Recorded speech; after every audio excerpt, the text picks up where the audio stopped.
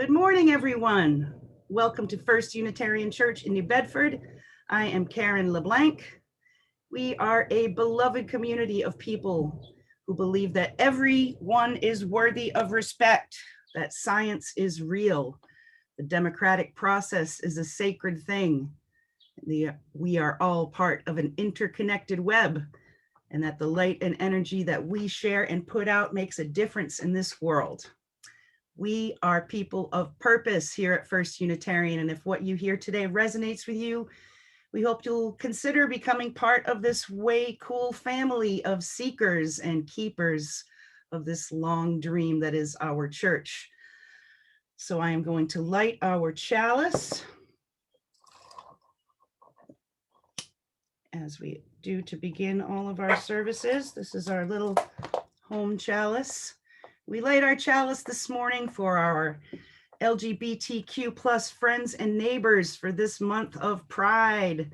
We welcome you to our neighborhood, and we will always warmly welcome you to this church. Our opening words this morning are used by permission from Reverend Gretchen Haley. Whatever beat is moving through your bones, whatever holy disturbance is rising in your chest, whatever good word you've got for the good of the whole, clap it, snap it, and bring it out, call it out, take the beat, add to it, change it, make it yours. Gathered here in sweet beauty, this power, bring all that you are and let it out. Let us not waste this time. Let us make a joyful noise, a more interesting sound, a sound, a fuller call, a greater yes. Say it with me, yes. Call out hello and amen, woohoo and yes. Sing for justice, sway in hope, play with purpose. This time is precious. You are precious. And all of us, this chance is a gift. Each breath is a gift. Being all together is a gift. Let's celebrate, find a new rhythm, write a new song for this longing, this dreaming, this discovery, for the urgent call of this day, for courageous love, let it ring out. Come, let us worship together. Let's take a few moments, just a moment, to welcome each other today in spirit until we can be together again in person. I send out all my love and light to everybody watching today. And now I'm going to read our covenant, which is part of our service every week. We come together as a religious community, upholding freedom of conscience, right relationship, and the inherent worth of all people. We value our diversity and pledge to care for one another in the spirit of compassion, to speak and listen to each other with respect, and to promote justice and kindness in the world. Now I'm going to sing a quick hymn. As you know, Randy, our beloved musical director, is off for the season now until September. So I will sing to you on my ukulele, Come, Come, Whoever You Are. This is a great little tune from the poet Rumi.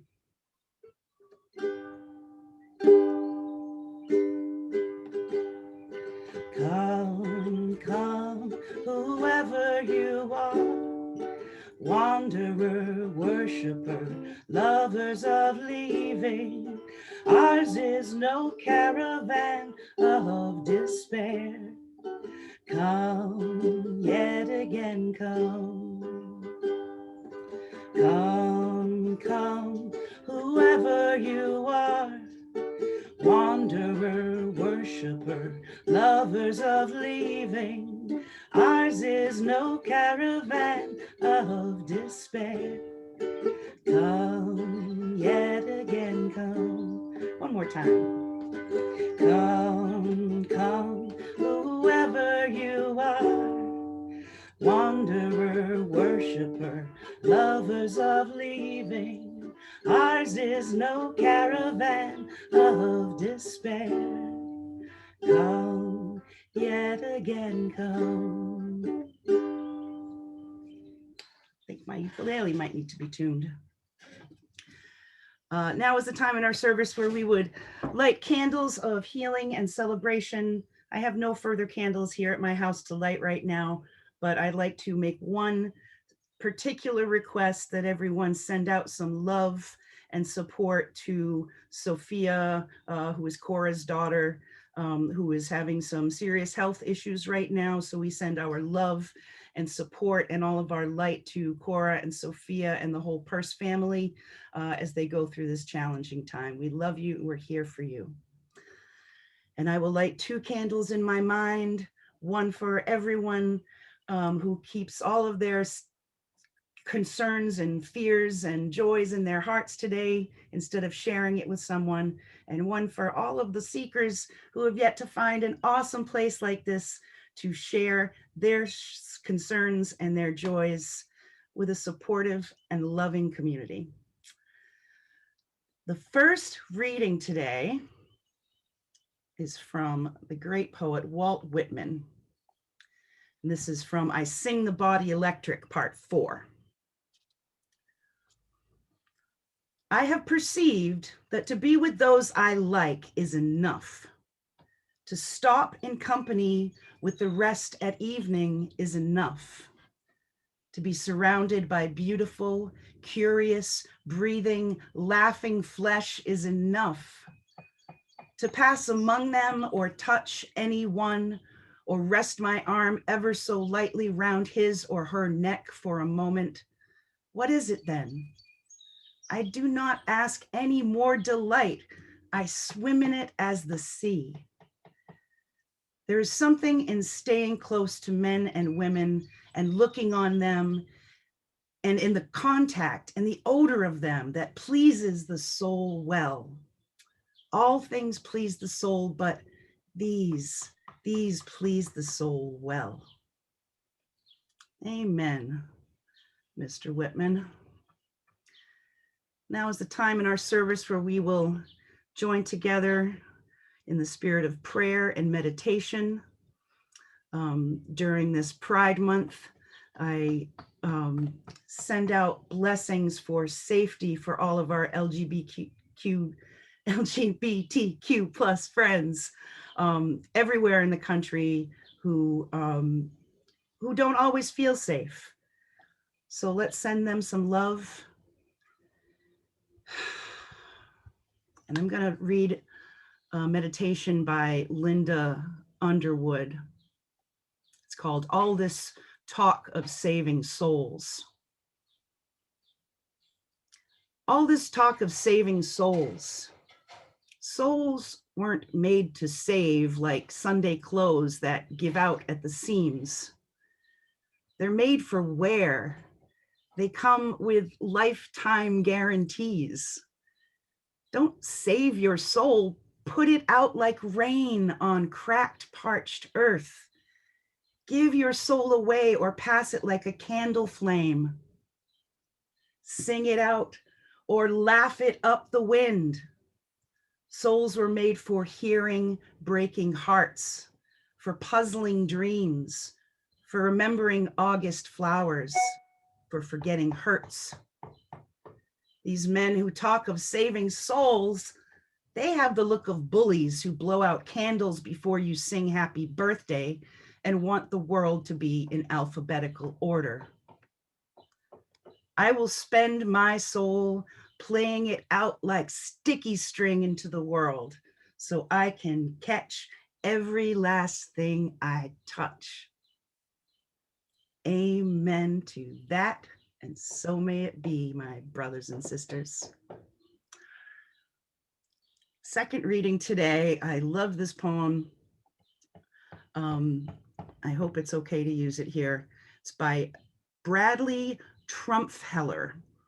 And the name of this, I love it, is Dream Ending in a Host of Angels Zipping Me into My Grandmother's Dress.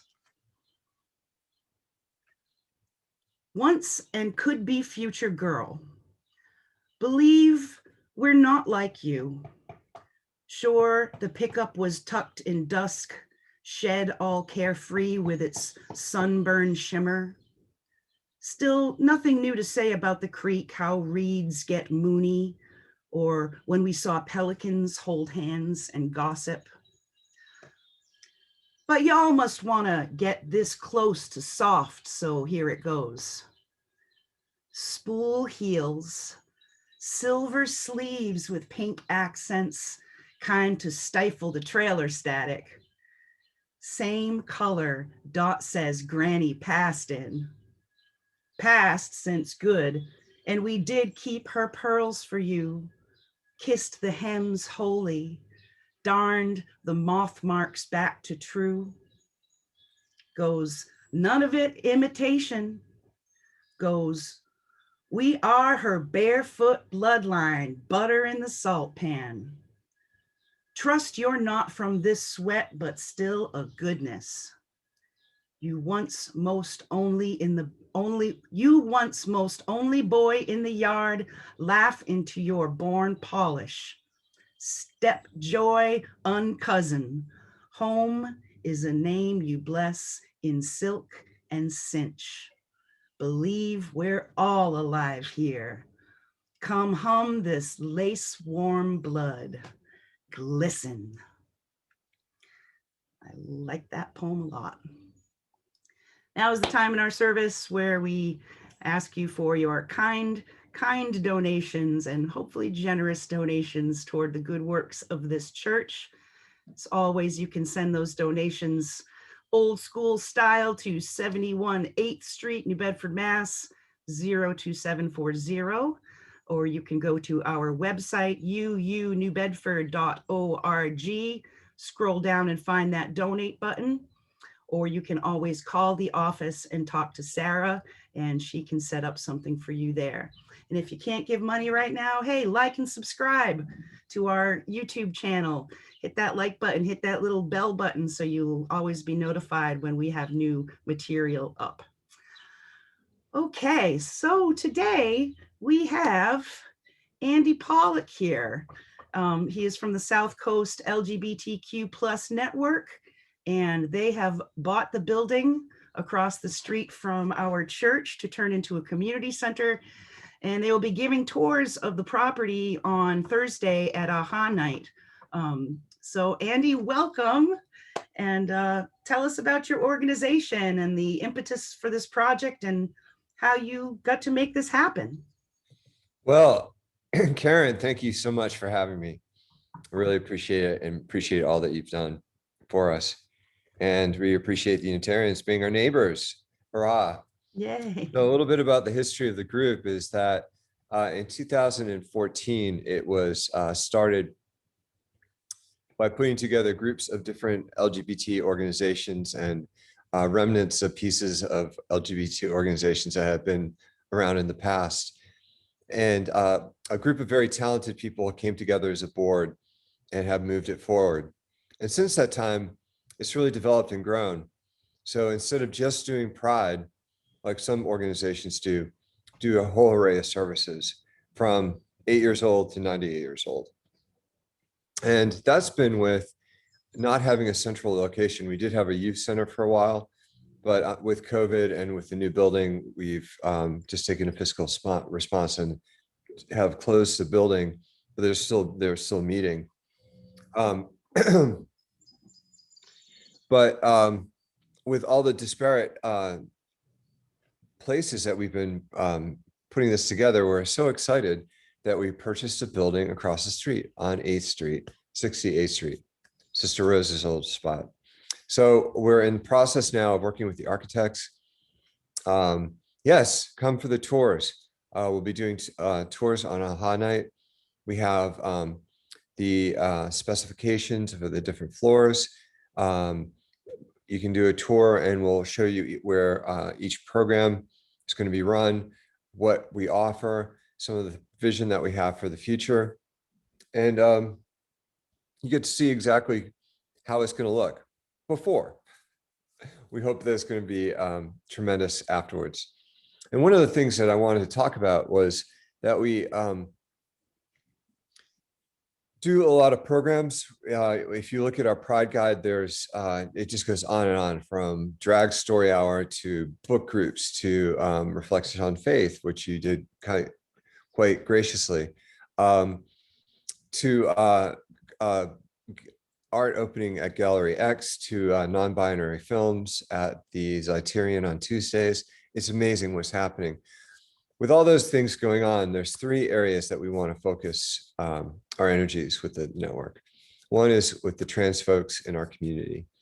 And we realized when we did a Trans Day of Remembrance that there's dozens, that last year there were 43 women that were murdered in the United States, or trans women. So, and the average life expectancy of a trans woman of color is 36 in the United States. It's just insane. So now we have 4 trans groups going. We've done Trans Day of Visibility, Trans Day of Remembrance. There's a non-binary film series going on at the Zeiterion. It's great. A lot of stuff going on. The second piece of the second pillar is our youth. Even though there's programs from kids as young as 8 up to 24, and there's programs in the schools, there still is a lot of difficulty for LGBT students and younger adults. The statistics from 2020 Massachusetts report on LGBT youth are still really disheartening when compared against their heterosexual counterparts. So LGBTQ kids tend to have more suicidality, suicide ideation. They're more successful at committing suicide. They are more apt to be bullied in school. They're more apt to drop out of school, et cetera, et cetera. It still is a problem. And I think we do live in a bubble in this section of Massachusetts, but there's still issues in 2020 that were reported on that still show the need for a focus on youth. So by 2022, even more programs will be in place. Homeless youth, we'll have some apartments going, youth empowerment. It's really exciting. Third pillar that we are working with is our elder population. And we have a senior supper club that meets over in Fairhaven. But when we did a needs assessment, we found that 90% did not trust congregate housing. So we did, and this was borne out by a forum that I did at the Dartmouth Council on Aging, where one of the fellows was talking about his friend from the supper club being in a nursing facility, having a homophobic roommate and asking his friends not to visit him. So he passed away without seeing his friends. And that just shouldn't happen. It shouldn't be allowed to happen in this day and age. So we're partnering with the YW to do training and put stickers on the doors showing people that it's a safe and supportive environment for older LGBT folks. Because these folks have been through a lot. I mean, they've been through the time where bars were raided and you could be fired from your job, and though you still can be in a lot of the country, just a side note.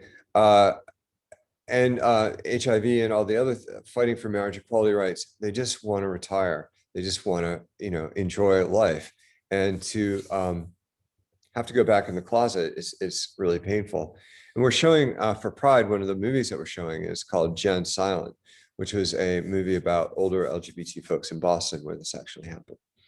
So those are the 3 pillars that we're working with and should be in place by the end of 2022, which we're just wildly excited about. The building will start outside construction this summer. We're starting to raise money for the inside of the building. Hopefully we'll have that done in 2 years. We're just wildly excited that we're next door to you guys. And I know that that if people do have an hour or two a month that they'd like to help out, we love to have you come by and or talk to me and ask things you could do, even from stuffing envelopes to just even mentoring someone. Very flexible. We welcome everyone, gay, straight, allies, everybody. So if you want to see things change in the country, let's act locally. Let's do something locally, and we'll be great neighbors. So thank you so much for this time. Outstanding. I was going to ask how can we help as the community? So that's great. You're looking for volunteers. How should they get in touch with the organization, Andy? The best part is the best way to do it is through the SouthCoast LGBTQ plus network. That could be the best way, either through Facebook or on our website. Okay, good. Well, I'm right across the street for another few weeks, so I'll stuff some envelopes for you. Great.